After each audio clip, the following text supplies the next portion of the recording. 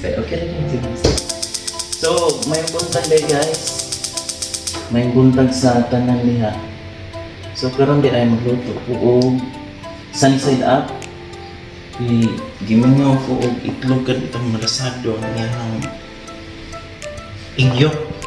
So, kanisa stainless man no. So, possible pilit gyud ang imong itlog ani kung dili na siya matarong nato season. So, kani akong pan ako na siyang gi-season ganin nga para dili na magpilit-pilit ang atuang itlog. So, sa pag-season sa pan, inyo ra nang painitan maayo ang pan kaning karaha nya butangan ninyo tubig once tong tubig mo kuano siya mo siyang mulutaw sa pan, then hinayon niyo ang kayo nya dihan mo maglunod og mantika. So karon init na niya ato ang mantika, maglunod na tagit mo. So kana nauputan pan asin. So since sunny side up ni siya, hindi niya nakabalihon.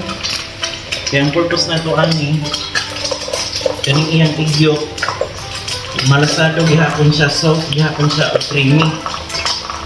Okay?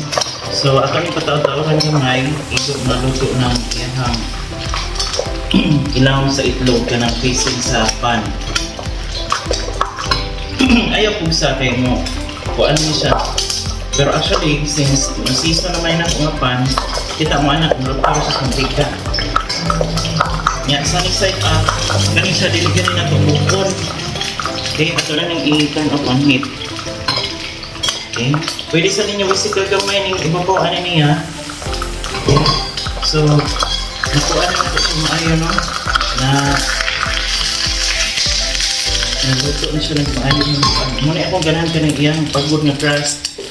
But, ang pinaka lamig good ka siya, oh, yung pabili niya, kuan, presko. Oh, kana. So, ingon anak lang kadali ang magluto sa sunny side up. Ayaw, baliha. Kaya huwag mo nang balihon, dili na siya sunny side up. Okay, maura to guys. Daghang salamat.